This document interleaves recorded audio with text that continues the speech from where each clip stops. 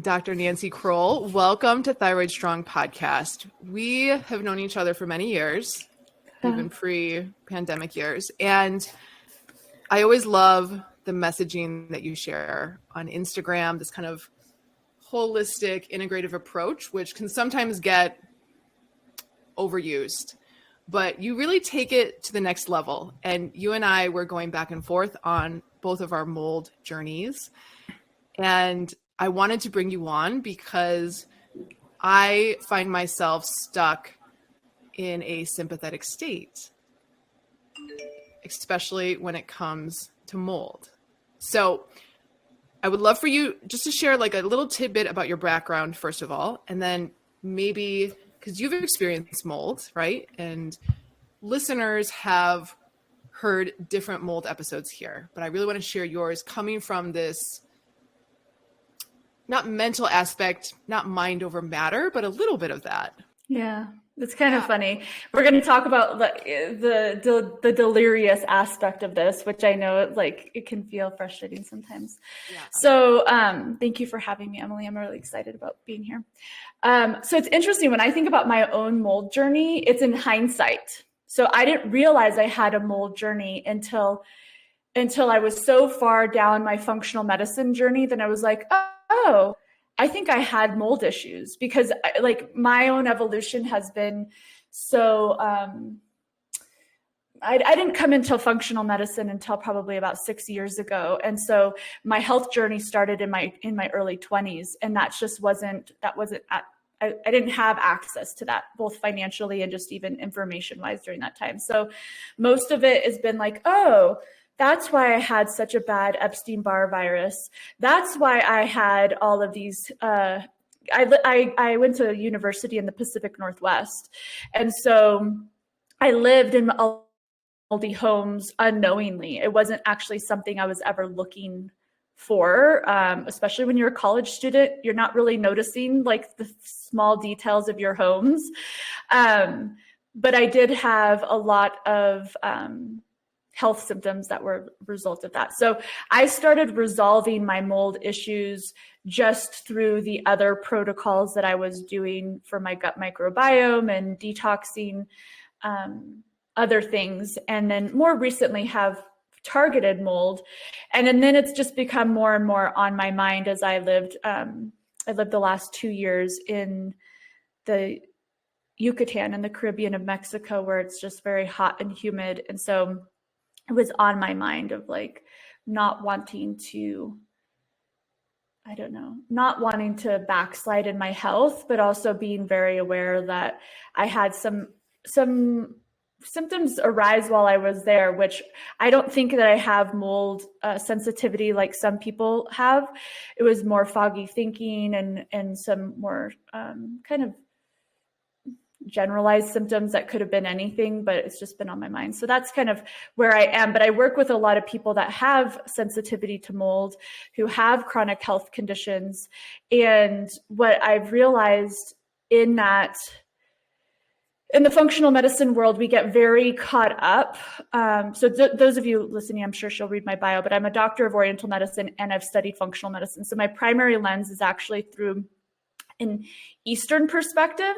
So I take functional medicine through a different lens than, say, an MD that studied functional medicine. I think that really does impact how you take in that information. But what I've recognized is that functional medicine still in many ways can become very mechanistic and very allopathic, where they're kind of breaking down all of these body systems and finding the root cause, but then it's still very tit for tat. I'm doing this protocol for that.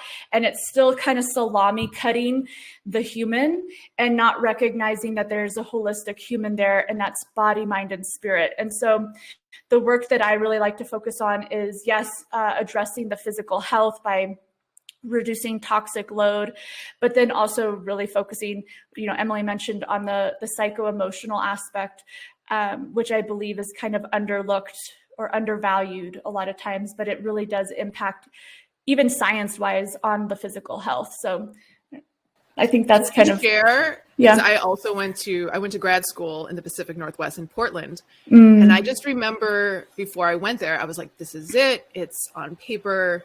There's hiking, there's biking. And then I got there and it is so wet. And at the time I didn't know it. And I didn't even think about mold. But I just remember I felt like for those 4 years that I was there studying, I never felt awake.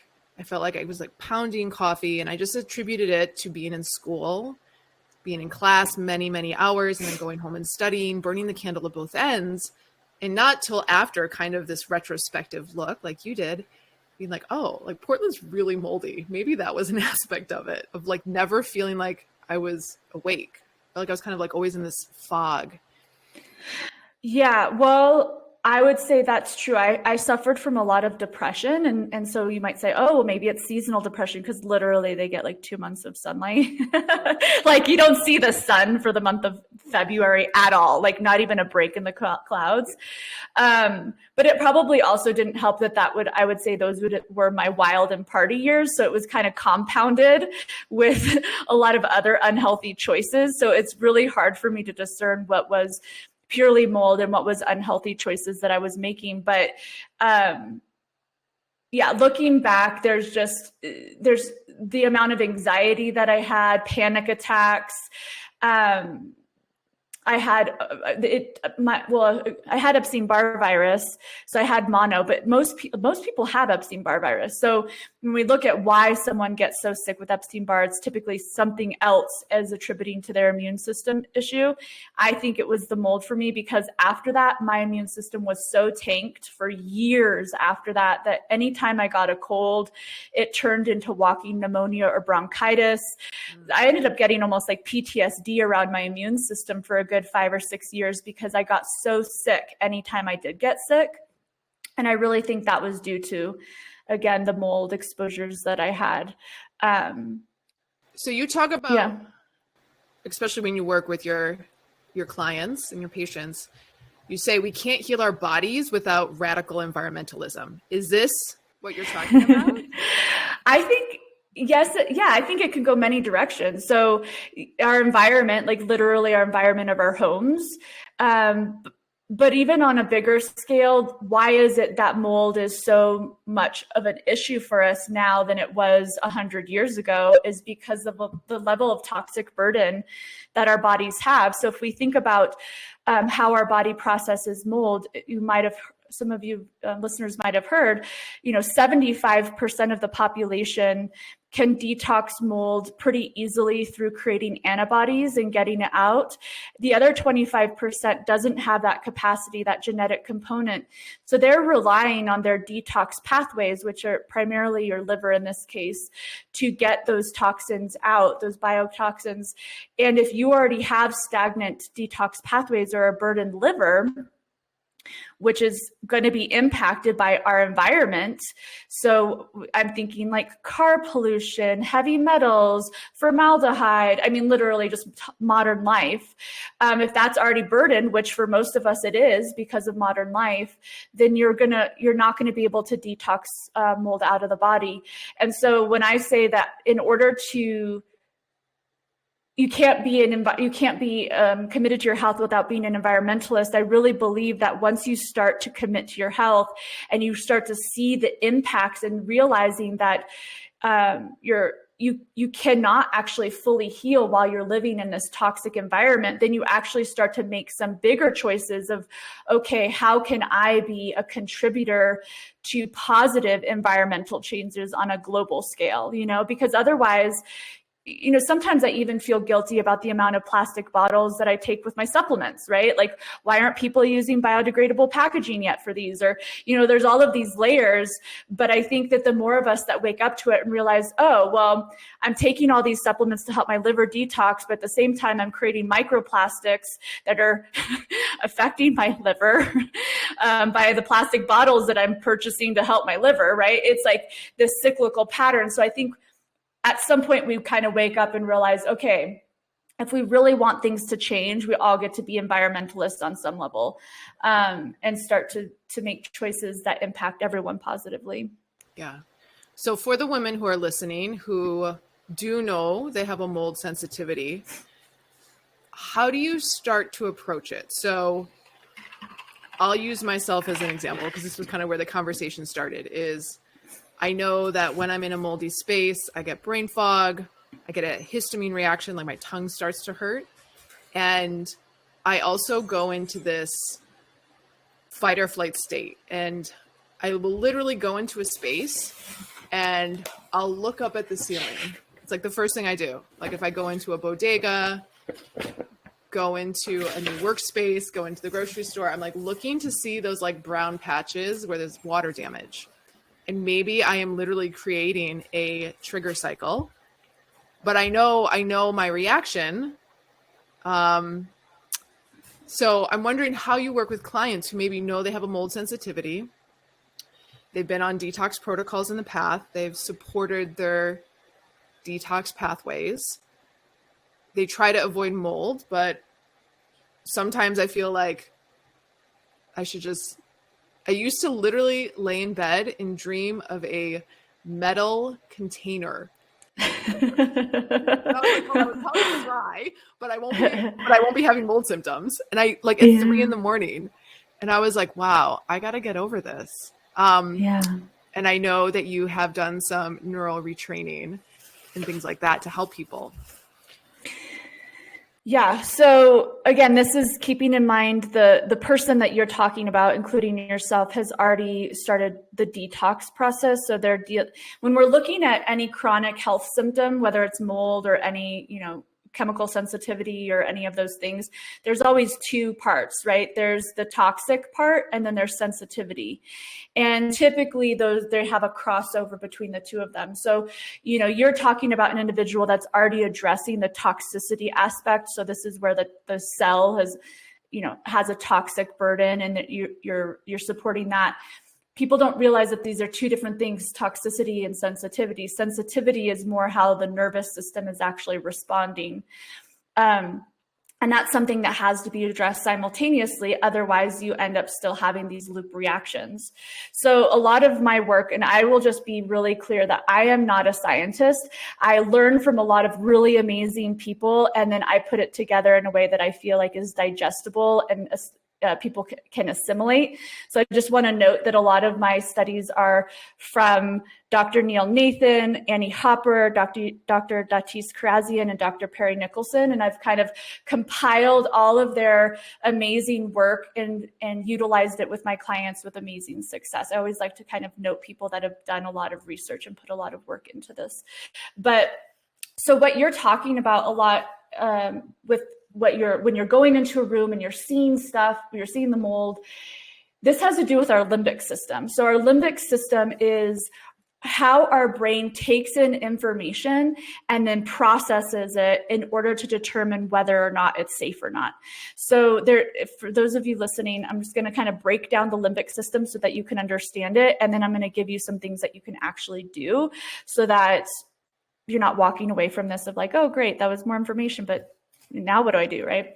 So the limbic system is made from the amygdala. So the amygdala is basically what codes emotional memory. It's our fear center. It basically will take in information and then determine whether or not we are emotionally threatened. This could be internal, so it could be bacteria, it could be mold, it could be viruses. It basically registers a pathogen and then goes into a trauma response. Okay, so this is what's considered the limbic system response. The next part of the limbic system is the hippocampus. So this processes and stores and assigns value and meaning. Stress causes it to decrease in size and number of neurons. So every time we get stressed, this part of our brain starts to shrink. Then there's the hypothalamus, which actually it's been proven that mold negatively impacts the hypothalamus specifically. But the hypothalamus links the nervous system to the endocrine system via the pituitary gland. So it's managing all of the health systems. And then there's the cingulate gyrus. This is where the brain and emotions meet. It mediates the response to a nauseous stimuli. So where we focus our attention matters. So if we're focusing on something and it's basically going to keep us in a loop. So when you go in and you see that mold, you're basically literally creating a loop there, because your body, especially if you smell mold too. So this is the other thing that we want to take in. The limbic system is all about our orifices. So it's our ears, our eyes, our nose, our mouth, right? Our skin. It's all of our sense organs. So it's taking in all of this information and then creating these loop patterns. And our brain is really lazy. So once we have this cross wiring in our brain, and our brain has associated, now Emily associates mold with threat, right? She associates mold with fear, probably, or, whatever these things are, these emotions, because as you heard, all of these parts of the brain also have emotional associations to them. So as soon as she takes in that information, or the individual takes in information, and that cross wiring happens, then this whole cascade of actual symptoms happen as well. So there's that aspect of it, is the limbic system. And then basically, when we go into this stress response, that's how the body's taking in information. And then we go into a stress response. So then now we're kind of moving into the vagal theory and into the vagal break. So if you guys are not familiar with vagal theory, we have essentially 3 different places that we can go, which is the parasympathetic nervous system, which is our rest and digest. This is healing. It's actually an anti-inflammatory state. This is where we want to be most of the time. And then we have the sympathetic nervous system state. And this is where our HPA axis, our hypothalamus, pituitary, and adrenal axis is activated. It's our fight or flight. And then we actually have something called dorsal vagal, which is a shutdown state. So typically with a mold person, we're seeing a lot of that hyper arousal. So, Emily, you were saying you go into a hyper aroused state. This is a flight or fight state. In that state, we're actually in an inflammatory state. So when we're thinking about how do we change this, right? It's like, all right, so now we kind of understand what's happening, but how do we change this? It's going to sound crazy, but basically we have to become very careful what we're thinking, because whatever we're thinking is essentially, creating deeper grooves in our neuroplasticity. It is creating, it's wiring over and over and over those same patterns. And so in order to disrupt it, we have to disrupt it in all ways, including our thoughts, how we react, our emotions to it. And we have to also just start to evaluate, what are we committed to? Are we committed to our illness, or are we committed to our wellness? And it can be hard because it's very real. Like your tongue going numb or tingling is real. Like your reactions that you have, like the histamine reactions, are very real. And so sometimes when I see these things, it can feel like bypassing in some way. And I don't want anyone to think that this is bypassing the actual responses that your body is having. But assuming that you are on a detox protocol, assuming that you are doing all the things that you're supposed to be doing in order to physically, mechanistically, cellular level, pull those toxins out of your body, then this is like the deeper inner work that has to happen in order for your body to stop that cross wiring. And if you have ever heard or ever listened to Annie Hopper, she had a severe chemical sensitivity, so much that she had to camp. She became homeless due to her chemical sensitivity, and she was able to heal herself through this limbic system work and rewiring her brain. And so it's really important that people realize that the stress that we feel, and we also hear people like, what's his name now? I'm going to forget about it. The meditation guy that everyone's all about, the doctor. Anyways, it'll come to me. I can't believe I'm forgetting it right now. Yeah, Dr. Joe Dispenza. Yeah. Dr. Joe Dispenza, you hear all of these amazing miracles where like, oh, and this person healed and this person healed. Well, why are they healing? Because they're moving out. They're actually taking their minds. They're actually reclaiming their minds. They're repatterning and what they're thinking and believing. And then they're also taking themselves out of a sympathetic dominant state. So when he said, I've heard him repeat this over and over and over, whatever it is, whatever that trigger is not worth it.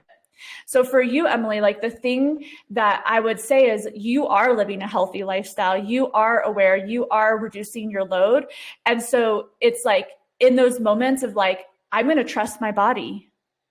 I trust my body is resilient. I trust my body it can handle whatever that, it's not to say that we go and we live in a moldy home after that, right? But it's actually starting to reclaim the mind and not continually think that, oh my God, this is going to happen and this is going to happen and this is going to happen.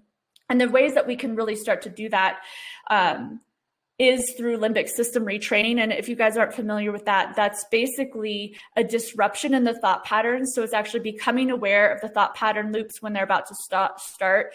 You disrupt it in ways that are both physical, emotional, and mental. So an example of this would be, you walk into a room, you see the mold, you start to feel unsafe. You would literally go like, stop, like out loud, stop, stop, stop, and do a physical motion with your body and then smile. So then you start to bring a different emotion in. And I'm kind of, shortening this process because it's a little bit more in depth, but then you would like smile and bring a different emotion in and start telling yourself a different story. Like my body is completely safe. I'm doing all the things. Like you start to look for the positive in it. And it's a lot of work because these are loops that have been ingrained for a long time, but there's that part of it. And then another thing is learning how to actually tone and stimulate your parasympathetic nervous system state. So instead, when you go into a sympathetic state, is learning how to come back into a parasympathetic state. And there's a lot of different ways that we can do that.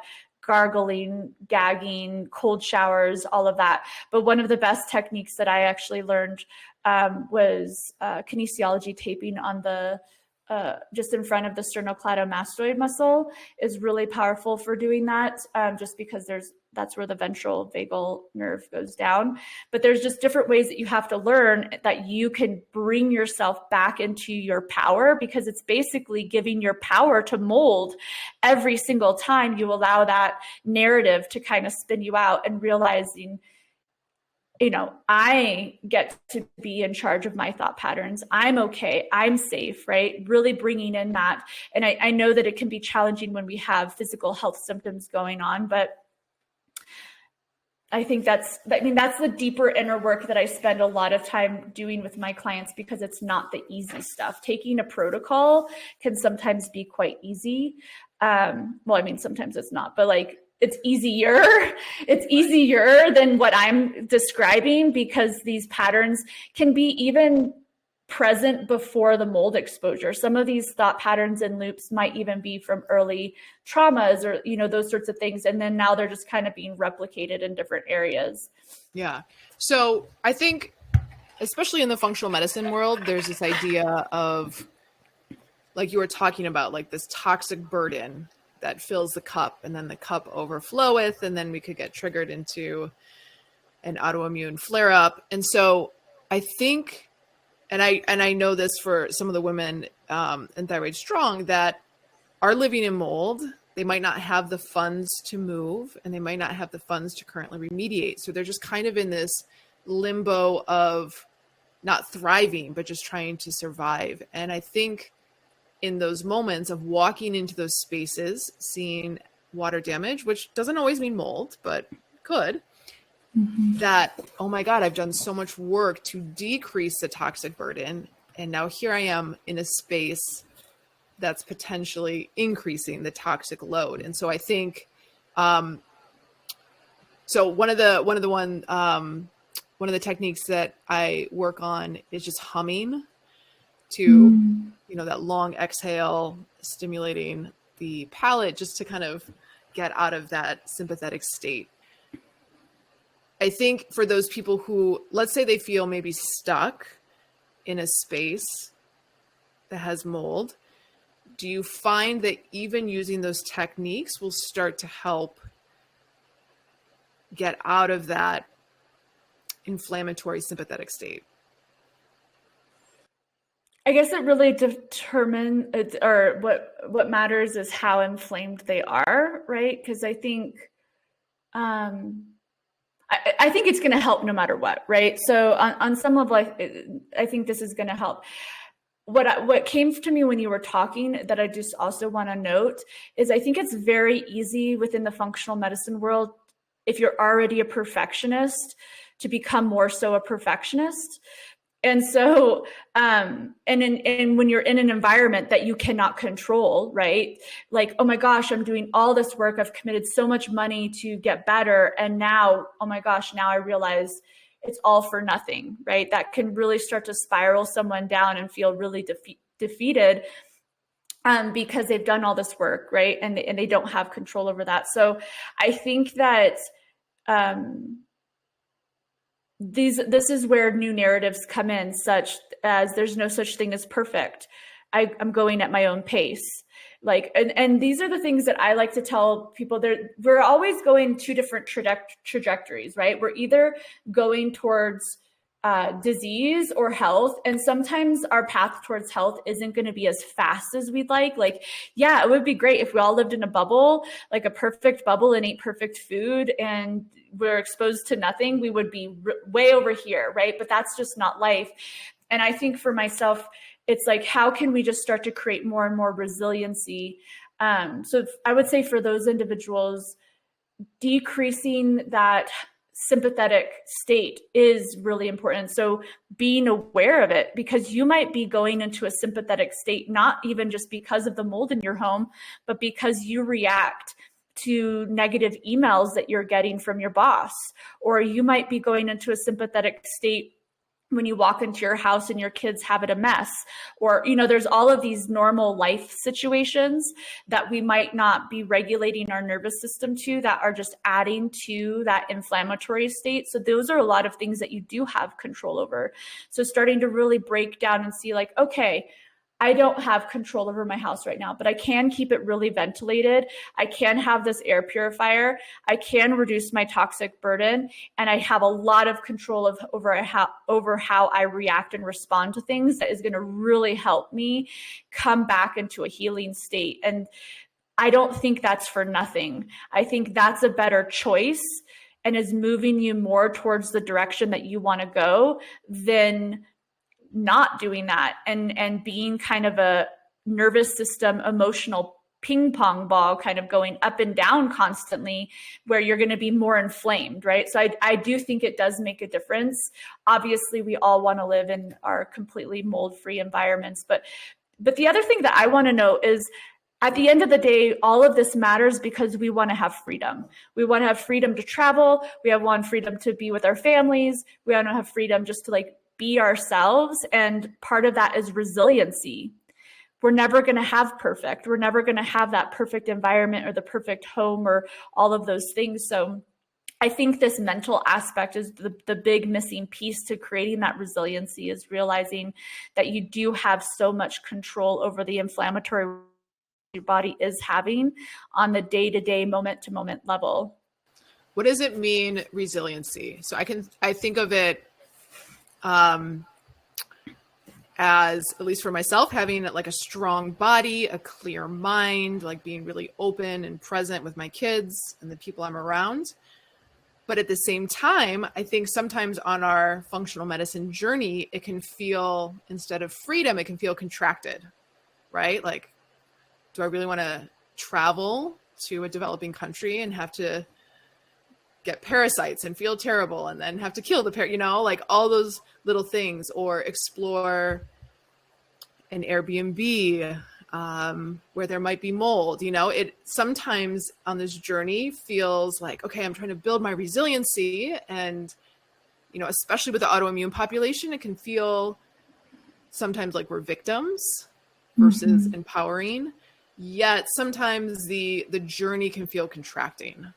So what does it mean to build that resiliency? So a client of mine comes to mind when I think about resiliency. And when she came to me, she had mold issues. So she was having regular rashes from mold. Her thyroid, she wasn't Hashi, but she was low thyroid function. She, it was impacting her thyroid. And I've been watching, so she's no longer working with me. She's a past client, but I've been watching her stories. She just recently did a family trip to Italy, and she stayed at these beautiful Airbnbs. She was able to have a little bit of glass of wine. She had more flexibility in her diet. She still stick to some non-negotiables, which is no gluten and no dairy. But she had that freedom to be able to travel. To me, that is a sign of resiliency, right? Did she have some pushback from that when she went a little bit too far? Yeah, she started to like have some pain in her body. That was like her, her max of like, okay, got to pull it in, got to bring it back in. But to me, I mean, you know me, Emily, I love to travel. So for me, that is resiliency. Like if I want to be able to go see the world, and if it means that I kind of meet my edge and then am able to come back and kind of go backward and forwards without completely losing it or completely being floored, that to me is resiliency, rather than just having to stay home and be, and everyone's personality is different. But for me, just staying home and never seeing the world is not how I want to live my life. So I think it's, the resiliency is understanding what your non-negotiables are and sticking to those no matter where you are. But also in the beginning, and for certain people, there's going to be some things that have to, like, if you saw how many supplements I travel with, like I travel with an entire apothecary. Okay. No joke. Like I was ready for COVID. I'm ready for parasites. I'm ready for, like, I was ready for all. Okay. I travel like that. Some people might feel victim-y around that. I feel empowered, right? I feel happy about that. I feel amazing that I have the ability to help myself in those situations rather than feel bad. So I think there's like a mindset shift that also gets to happen around it. Some people might feel victim-y that they go to France and can't have a chocolate croissant. I don't, because I've gone to France actually a couple of years ago and said, screw it, I'm going to have the chocolate croissant. And then was like, well, that was a pointless. Like that was a waste. It wasn't even as great. And they have great gluten-free bakeries now, right? So like, I think there's these areas where you just get to see, like, kind of discern for yourself. These are the areas that are most important for me. And these are the ones where I am okay with it, like just being the way it is. So I no longer kind of feel victim-y around supplements or diet. Those are kind of just, now it's the way that I'm living, and it feels like an empowered choice. And I also see, for those of you that are not in the health industry, Emily might be able to attest to this too, but like, I see the people that aren't committed in the way that we're committed. And I see the repercussions that has. They might not be showing it in their 30s, but they're going to be showing it in their 40s, 50s, 60s, right? And they're going to be on prescriptions versus on supplements. So it's just kind of a choice that you're making. Neither one is good nor bad. It's just, what direction do you want to go? So I think resiliency is, I think you do have to kind of work with the nervous system to have some of that resiliency if you're really sensitive. But once you have that, once you've kind of done the work, whether that's in your physical protocol or your mental emotional protocol, then you have kind of more room and leeway. Because I'll tell you, 7 years ago, I was way more rigid with everything than I am now. So it's not to say that I was always loosey-goosey, but I did bike packing trips, you guys, with dehydrated, like paleo, autoimmune paleo, keto foods. Like I did that. Like I made those foods for myself, dehydrated them so I could go on long bike packing trips with my ex. But that's the level of commitment I had. And that's kind of what we need at the beginning. And then as we improve, we should have more resiliency to kind of loosen things up a little bit. Yeah. How do you help women or clients determine what those non-negotiables are and what the negotiables are? I call them like my sacred cows. I'm like, these are my sacred cows. We don't mess with them. I'm not going to eat gluten. I know I get a headache within like 20 minutes. How do you help women determine what those are for themselves? Typically when they're working with me, they'll figure it out on their own, because I will put them on a protocol, or I'll give them a suggested protocol. And more often than not, I'd say 9 out of 10 people will go off of that at some point and get really strong feedback from their body on their own. Right. So I think that is actually the most powerful, is when somebody actually realizes like, oh, I felt really good like this and not so good over here. And then they start to realize what's working and what's not working for them, and where they can kind of have those, have more leeway and not. But in general, across the board, as gluten is a no for all my clients. I think just gluten is not healthy. It's highly sprayed with glyphosate. It's shown to cause leaky gut in everybody, not even just people that are gluten sensitive. It's just the degree to which it's impacting you. So it's just like, do you really want to set yourself up for autoimmune disease if you don't have it? It's like you're playing a game of risk there if you're playing around with that. So gluten is one of those that I suggest to all my clients to keep out no matter what. And then all of the other inflammatory foods are kind of more individualized, but hopefully in the process of working with me, they have more resiliency in their diet as well. I'm big on strict diets being primarily used in a protocol situation and then expanding afterwards. So not being on that the strict diet for life. Exactly. And by strict, you guys, I'm talking about restricting huge like food groups, not necessarily gluten, but like gluten's not a yeah. I'm like everything but gluten, right? Gluten, chemical foods, processed foods. But I know that, some people seemingly can handle gluten okay, but we also have to keep in mind that the gluten that we have now and the way that we process our food is completely different. So it's just not even the same animal. If we even think back to like Jesus Christ days when it says talking about breaking bread, that bread was hard as a rock. Okay, that bread was not ooey gooey like whatever we were imagining, right? Like so for like yeah, exactly. Exactly. So it's just everything's different. So we can't even look back and say like, well, we've been eating gluten for X amount of years. Well, it's a different monster now. Yeah. If you were to choose 2 techniques, maybe one that is like physical and then one where you're using verbiage, for someone who finds themselves in that fight, flight, freeze, sympathetic state, which 2 would you choose, or could you share? Mm-hmm.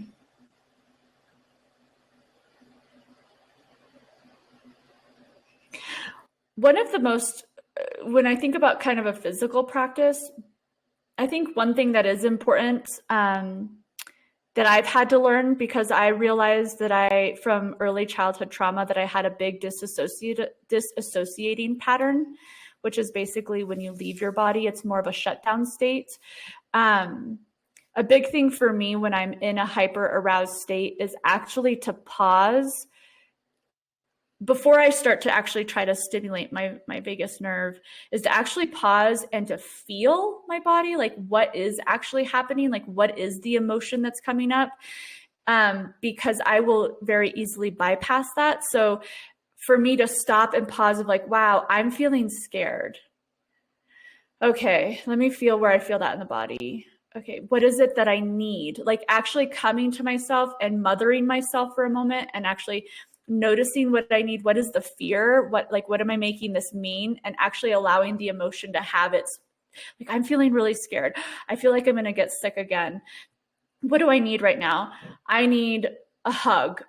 Typically it's very primal, whatever that need is, and seeing if I can actually source that need. Because for me, that's just been a big part of more of like embodiment work and being with myself and being with my nervous system. And then after that, then I can think about, okay, what can I do for my nervous system right now? I feel shut down or I feel hyper aroused. And in that moment, How can I calm myself down? A really easy one that I think that everyone can do is just take a piece of ice and start to rub your chest and your neck with a piece of ice, and that will bring you back into a ventral vagal state pretty quickly. But I think it is important that we don't bypass kind of the emotional process of that as well. And then in terms of just the mindset, you know, I've been down this rabbit hole of the mind for a long time. And I just not even just with the physical health, but even just our beliefs about ourselves in the world, right? And I at some point I was like, gosh, you just have to be freaking delusional sometimes to change your belief about something or yourself, right? Because some of these patterns are so deeply ingrained, right? So like, and I thought that they were just make believe, you know, the fake it till you make it, you're being delusional. But now that I can really see that there's actual science to back it with the neuroplasticity and the neural pathways, I think it's really just realizing that we need to think greater than how we feel. And when we have those things happen, recognizing like, this is not me, it's my brain. Right. So taking a moment of just like really discern, like, it's not me, it's my brain. And then looking for evidence and support that the positive changes that you're making are working, rather than we can really start to harness of like, oh my gosh, it's all, you know, this is me. I'm talking about what I do. I'll easily spiral into like, it's all falling apart, right? I go into like this like devastation mode, right? If I don't catch myself, and you have to like really stop that. Like you cannot even leave room for that. You know that you're doing the right things for your health in your body in that moment. You do the committed action, you remove yourself, you take a supplement or whatever those things are you have to physically do. And then you take control of that mental spiral before you create a bigger groove. So I think fake it till you make it, or being slightly delusional in this regard, as long as you are in committed action for your health, is, I know it sounds a bit crazy, but that's what we have to do in order to change the neural pathways. Yeah. How can fake it to make it feel not, how can we make that not feel like a, kind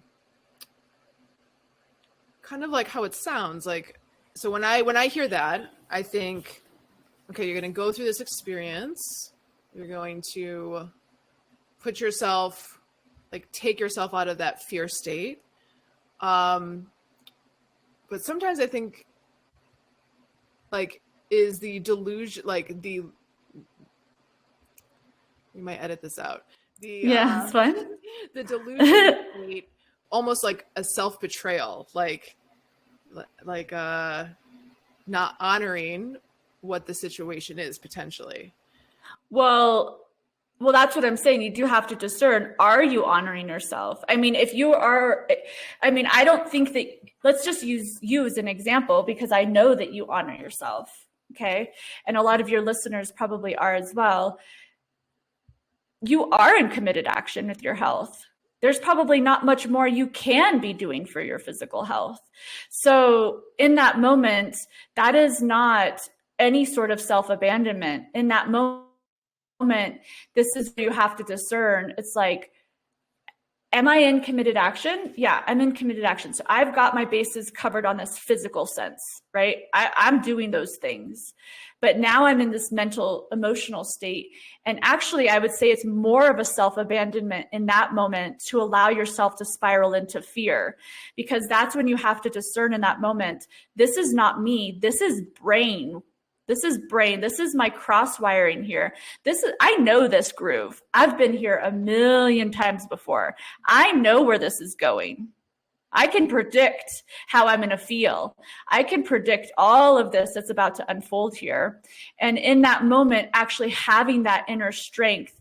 And so I know the words delusional or fake it probably devalue it, but what's really happening in your brain is you're creating new neuroplasticity. So you're creating a new wiring in the brain, and it feels uncomfortable. Your brain feels lazy, your brain is going to be screaming at you like, no, you're going to do it wrong. Like, I don't know, like all of this stuff of like, it's going to make it worse, or all of this stuff that's going to come into your mind. And you have to be able to tell that part of you of like, no, dude, I've been doing this for 10 years or however long I've been doing this. I've been down this path 5 years already, over and over and over. We got it covered. We're taking the binders. We're doing the detoxing, like the air purifier's on. And I don't want to do that anymore. I'm done with that. I'm ready for something different. I'm ready to be resilient. And I know that it feels uncomfortable, and it feels a little bit like this can't be it, right? This cannot be the thing that's going to help me. But it's in that moment that you actually have some power over yourself. So you can actually do some physical things, right? So you can go get the ice and you can start to trigger your parasympathetic, but putting ice on you while you're still spiraling mentally is not going to do very much. So you have to actually, you're putting the ice on you and then also simultaneously starting to reach for some thoughts of, how is this actually working?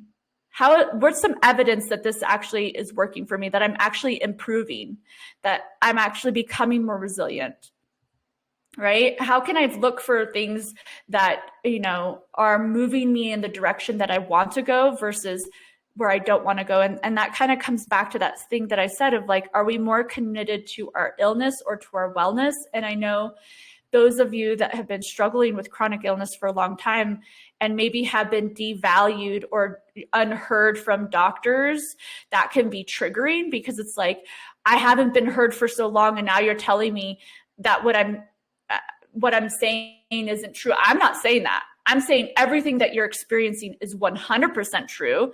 Those symptoms are 100% true. And those symptoms are a cause of not just a physical thing, but this psycho-emotional loop that's happening in your brain, right? And this brain loop. And so if you want to get out of that, you have to support your physical health, and we have to rewire your brain so that when you smell mold, you no longer think, I'm about to die. You smell mold and you think, my body's resilient. I'm going to be able to handle that, right? And your brain is going to be lazy because you've already thought X amount of times that this is a danger. So it's going to feel hard, and you're going to feel weird thinking, I'm resilient now. I can handle walking through this moldy post office for 5 minutes and I'm going to be fine. Right. And it does feel strange. And I mean, I feel like I'm in the middle of this, not right now with my health, because I feel like I've gotten to a place of resiliency, but even in my own self-concept. So these practices can be replicated in any area of your life that it's no longer serving you, right? Because we have lots of beliefs that we will outgrow at some point. Yeah. I love that message. Where can people find you and your work? Yeah, so my website is Dr. Nancy Crowell, or on Instagram, my handle is also at Dr. Nancy Crowell. Yeah. And you have a program, you have multiple programs, but the main program is? Yeah, so I have a 12-month signature program. It's called Resonance. So it includes the physical, like what I've been talking about, detoxing. So there's functional labs, and we heal the gut microbiome and detox the body, optimize hormones. But then we do a lot of the internal work that I'm talking about. So limbic system retraining, vagal nerve toning, and just understanding our emotional patterns, I think, is really important. I take everyone through the lens of Taoist. So the Taoist 5 elements, that's the basis of Chinese medicine, as a way of kind of understanding our emotions. So we do a lot of that, which I think is really powerful for people, because we have a lot of unexpressed emotions, or we're unaware of our emotions, and those patterns will show up physically as well. Yeah. And you also have a podcast. I do. I just launched a podcast. I forgot about that. I'm like, oh yeah, I do have a podcast. Yeah. 6 weeks ago, I launched my podcast. It's called Disrupt the System. Yeah. And it's on all major, what do you call it? Places podcast to listen. Platforms. Yeah. Podcast platforms. Yeah. Awesome. Thank you, Nancy. Thank you so much. Yeah. Thank you for having me.